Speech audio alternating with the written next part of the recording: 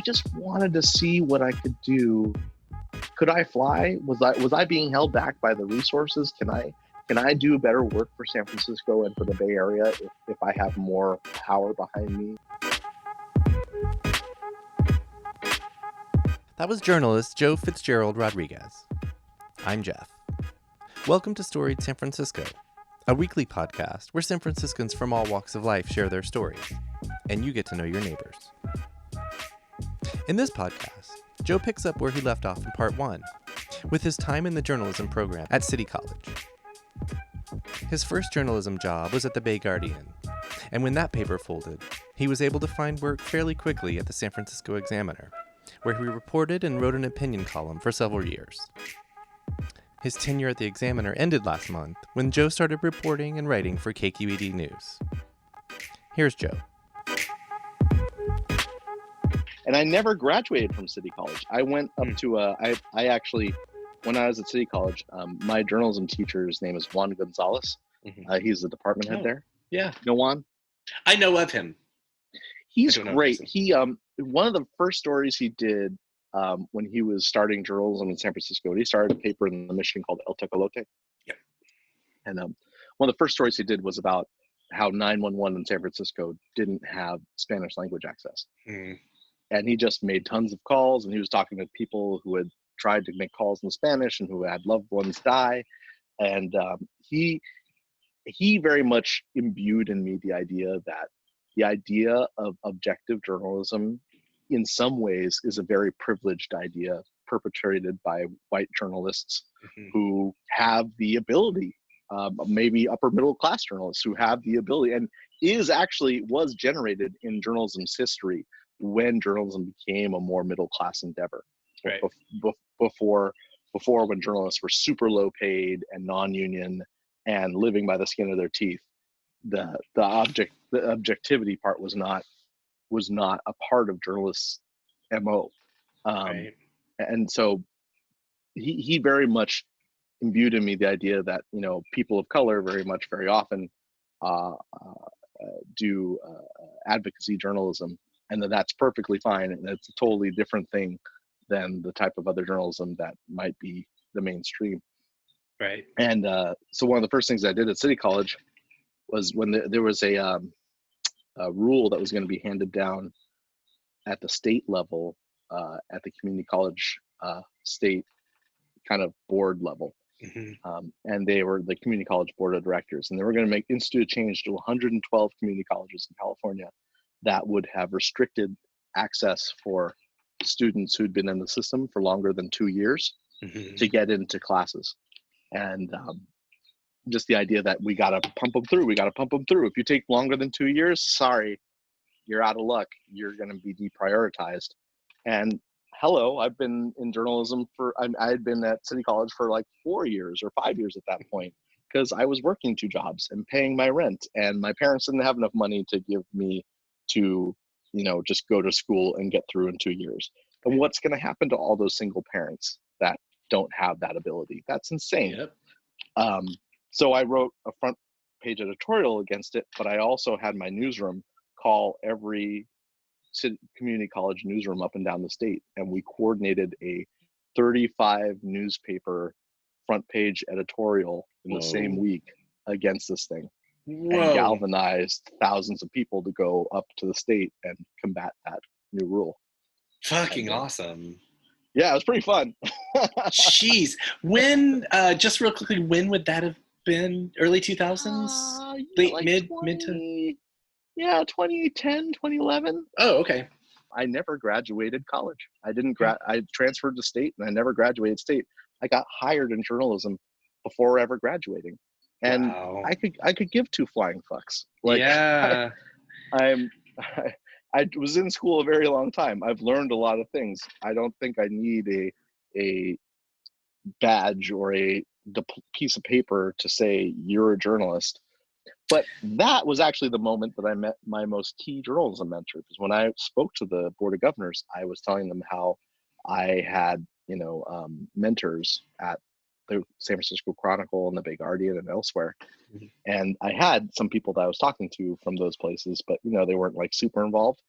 And higher education reporter with the San Francisco Chronicle, Nanette Asimov, heard my speech. She stopped me and she gave me her card and said, "Hey, I'd like to help journalism mentees, and I want to teach you the ropes. And I was really moved by what you said, and let me help you." And she was super hands-on, really hands-on, and she schooled me.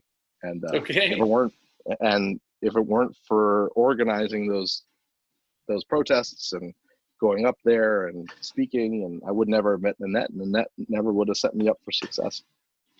So you mentioned that you were so you went from City College to State for a little bit, but then you eventually got hired, and was that at the Examiner, or what was? No, it was at the San Francisco Bay Guardian. And then that may she rest in peace, which closed in 2014. But yeah, I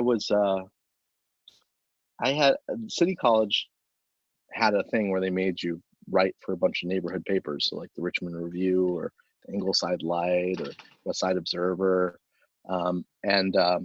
so I'd been published a little bit in that respect, but hadn't had any big newspaper breakouts yet. And then I was at SF State, and I entered into a program run by the former District 2 supervisor candidate, Kat Anderson, Mm-hmm. who started a journalism program with the San Francisco Chronicles Union, the Guild.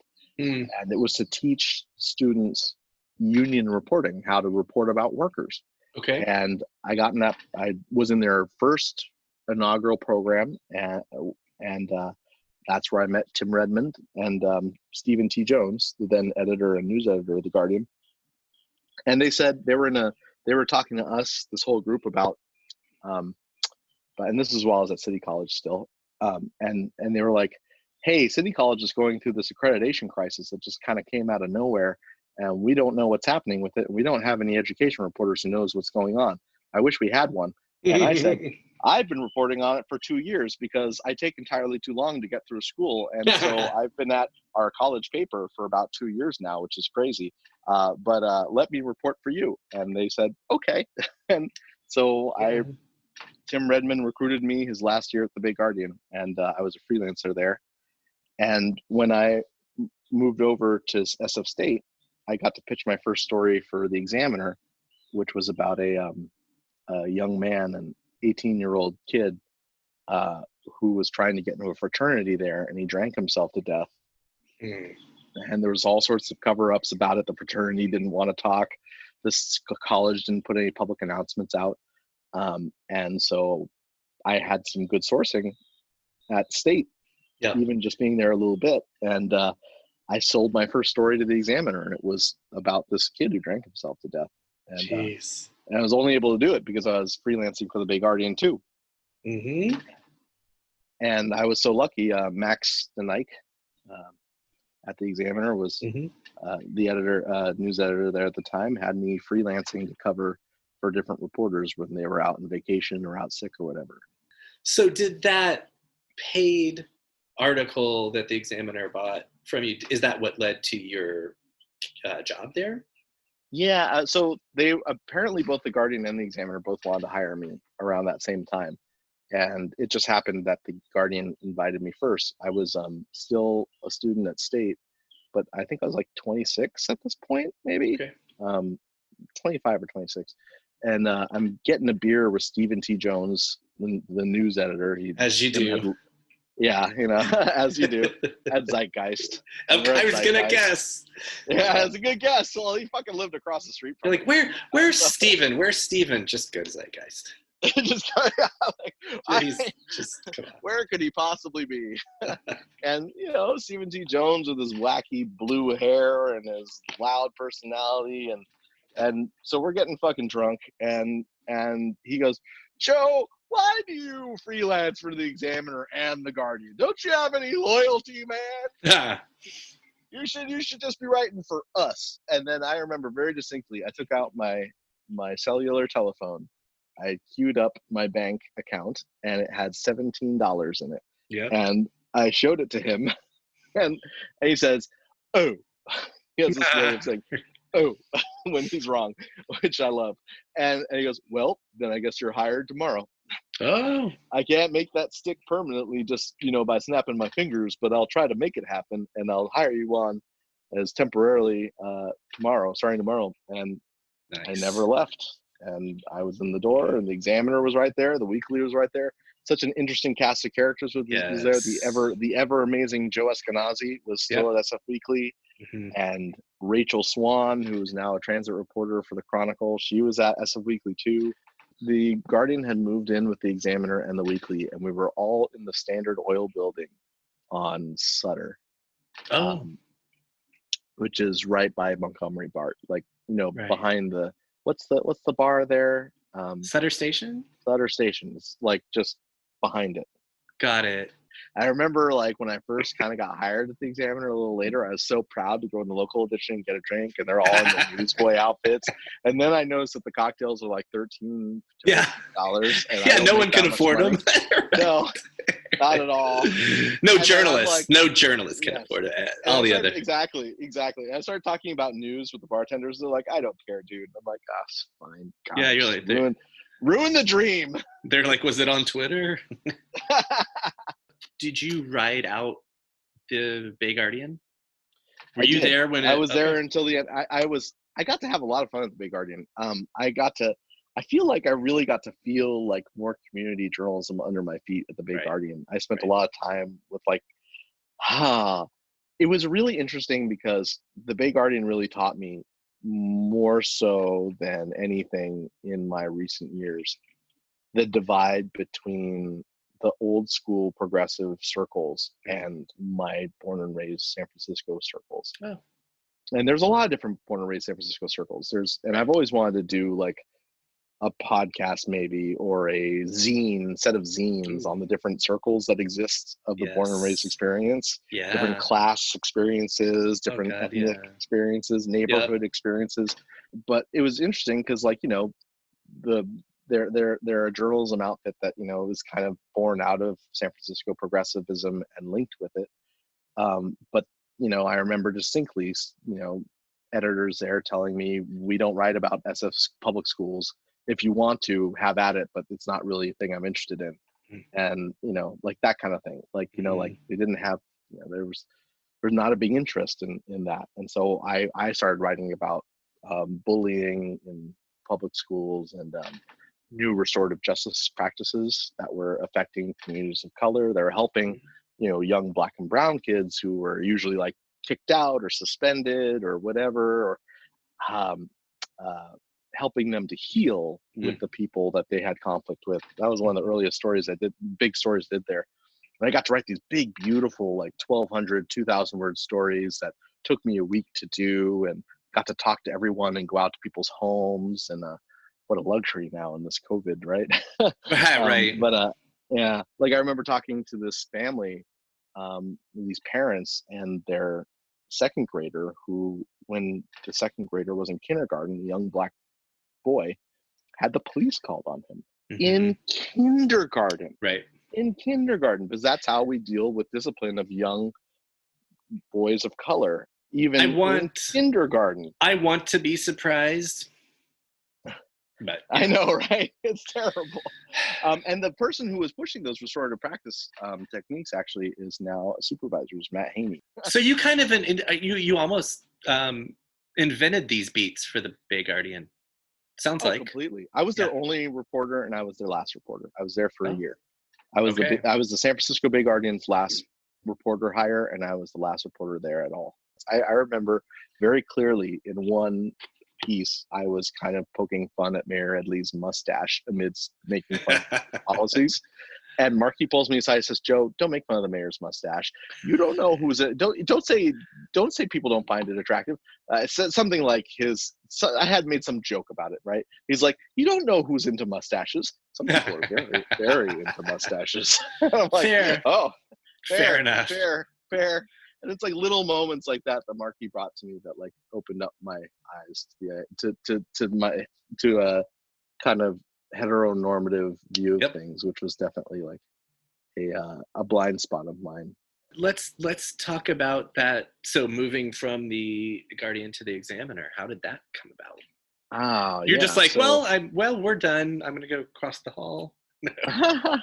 Well, I remember because it wasn't that long ago that I covered like my first big story for the Guardian. I felt all really cool and like a real reporter because we just covered the very first Google bus protest, right? Oh yeah. And yeah, and I was one of the only 2 journalists invited to that. So my video of the Google bus protest was fucking New York Times and Fox News and everything and CNN, and it was fucking everywhere. And we felt on top of the world. Our coverage was so viewed that it broke the Bay Guardian's website. Yes. Like our website literally could not handle the crushing loads of traffic. Awesome.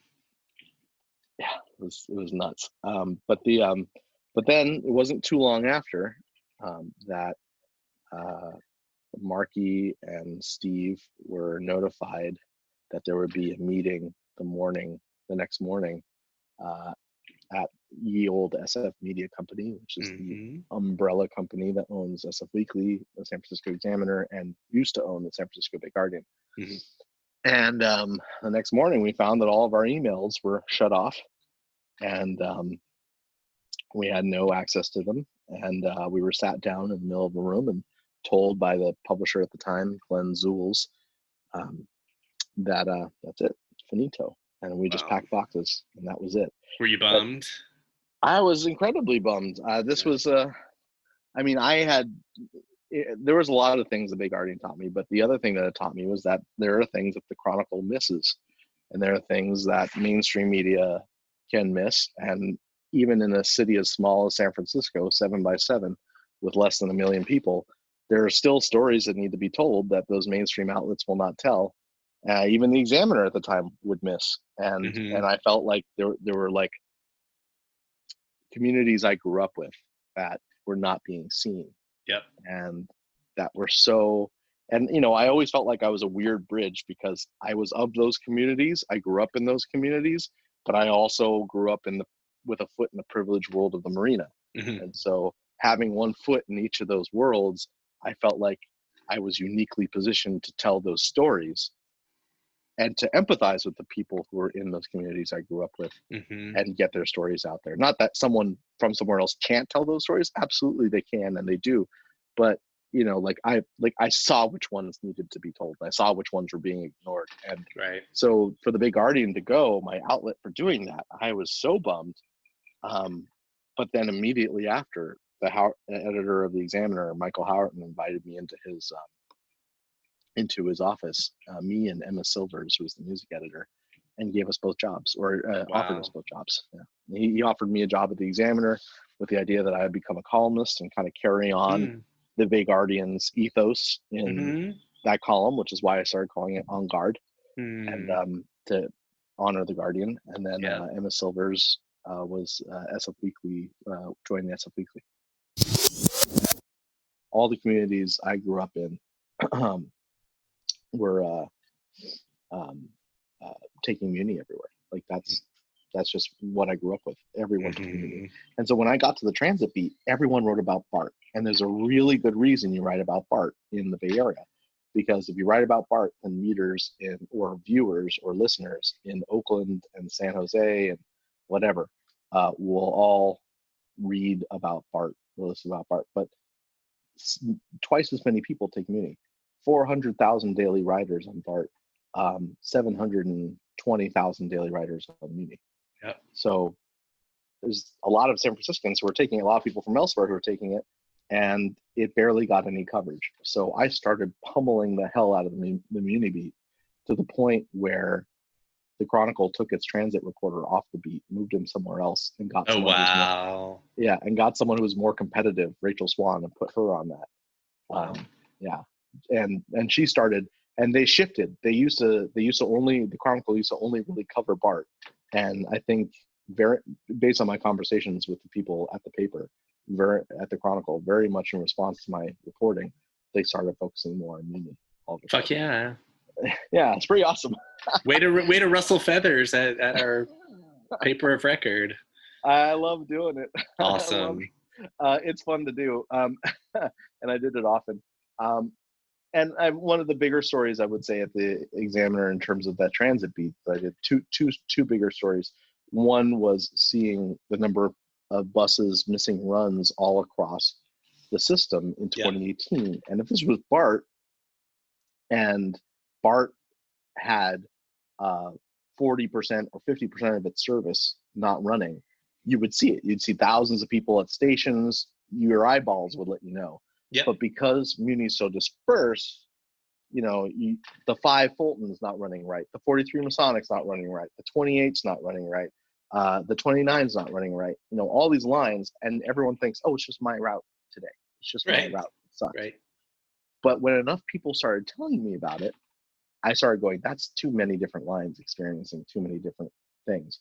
So I did records requests for their, what they call not outs, which is a list of how many buses did not make it out that day. And it was amazing. It was essentially a service reduction of a huge magnitude of, like, I wouldn't say 50%, but like huge enough, like 25 or 30%, huge enough that the Muni service was terrible across the city. It was worse than you could even imagine. You hour-long waits, half-hour-long waits across the board. And it was because of a contract that Muni had with its operators. Willie Brown had successfully negotiated this contract, but Willie Brown was too successful. He shortchanged the operators and made it from a 2-step to full pay to a 2-year step to a 5-year step. And their pay was far lower. So all the drivers were learning to drive from Muni, taking their Class B licenses and going to drive Google buses. Wow. Just getting the hell out of Dodge. And we didn't have enough bus drivers. And did you already know that part of it? That they were going to Google buses? I knew a bit about it because a year before I had written a story about how the operators were not happy with the contract. And one operator, who was like a guy who lived out in the Bayview in a multi-generational house, was like, yeah, I can't afford to buy my daughter a birthday cake this year. Jeez. And I don't know what to do. I barely have enough money to keep food on her plate normally. And so I knew that something was wrong with that contract. I knew operators were leaving.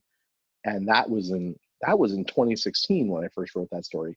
And then it wasn't until 2018 that we started seeing the effects of that contract manifest. Right. And that's when the buses started not showing up.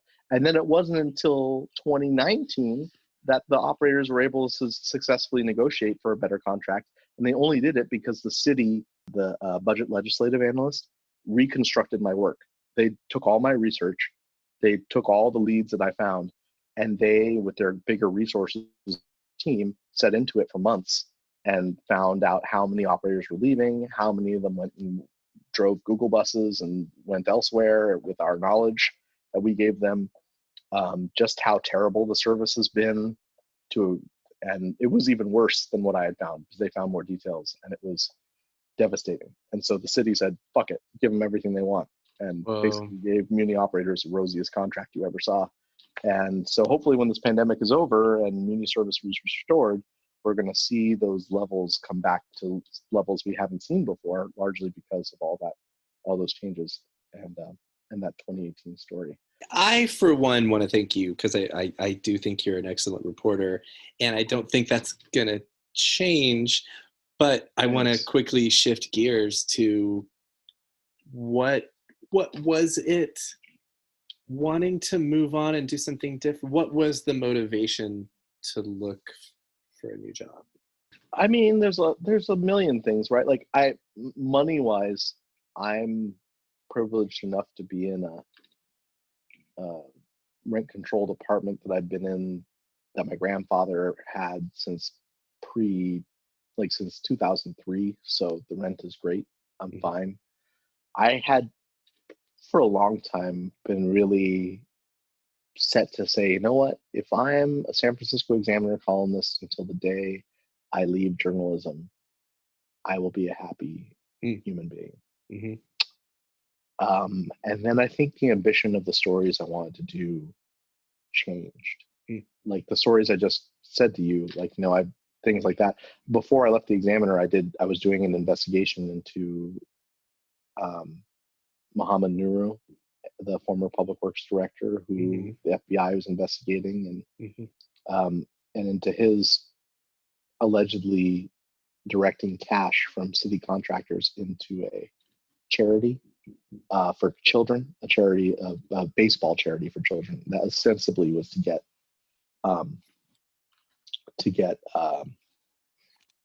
baseball mitts and bats into the hands of kids, but instead, it was used to get city contractors to give them money into the charity, and then for Nick Bovis from Lefty O'Doul's to put on the restaurant Lefty O'Doul's to put on lavish parties for city workers. Right. Like that's not a baseball charity in action.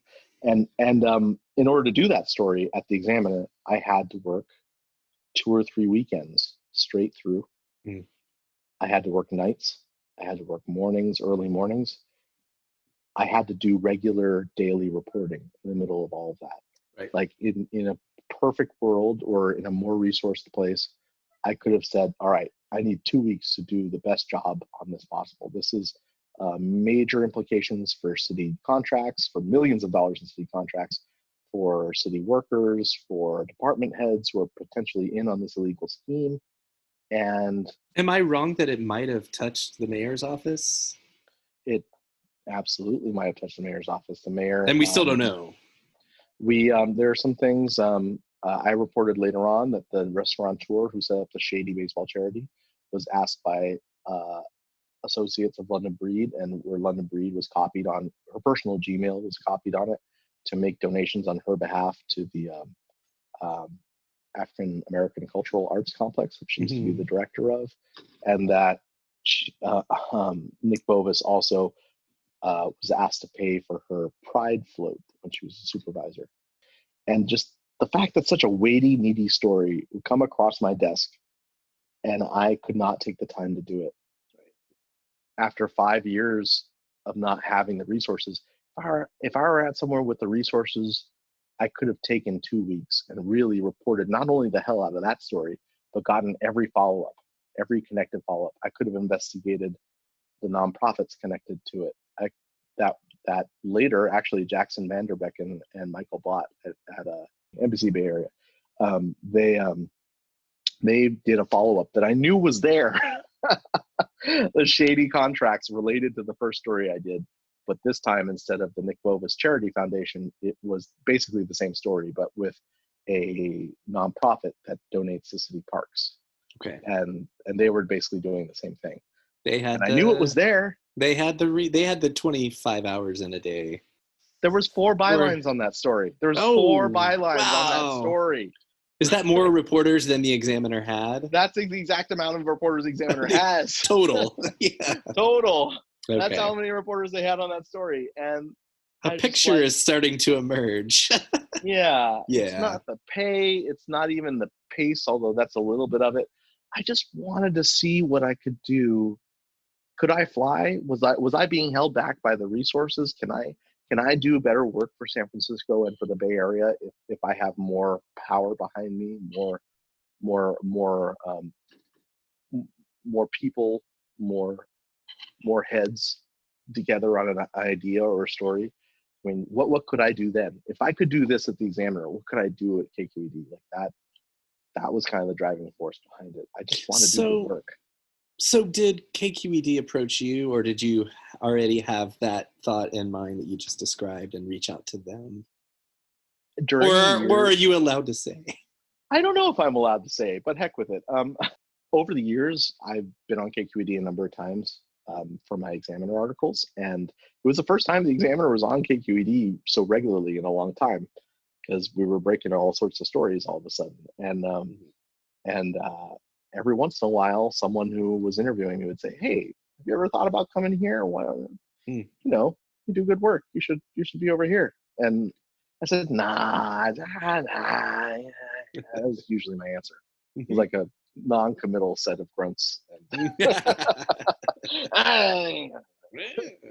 But then I think after that investigation into Bovis and Nuru, I think someone said it again, and I forget who it was, to be honest. But someone said it again, and just the clock started. So the wheels started turning. I was like, yeah, actually. This time I said, yeah, actually. So what are you doing at KQED? By the time this is out, I will officially be a online producer And basically that means a weekend online producer. So I'm working weekends. I'm kind of taking my one-man band ethos, and I'm going to work with like a small crew of weekend people who report the hell out of stories and basically are KQED on the weekends and during the week leading up to the weekends. And I'm going to be writing. I'm going to be writing, and I'm going to be doing some social media stuff as well. So, you'll see me on Twitter going, "Hey, have you been unable to pay your rent during the COVID-19 pandemic? Are you worried what will happen once the eviction freeze is over? Come talk to us at KQED, be a source, that kind of thing." And then I'll also be writing up stories on the weekend. We have so much good stuff. I think we should probably wrap up, but before we do, I want to get so our theme this season, we're in our third season, our theme this season is love letters to the city.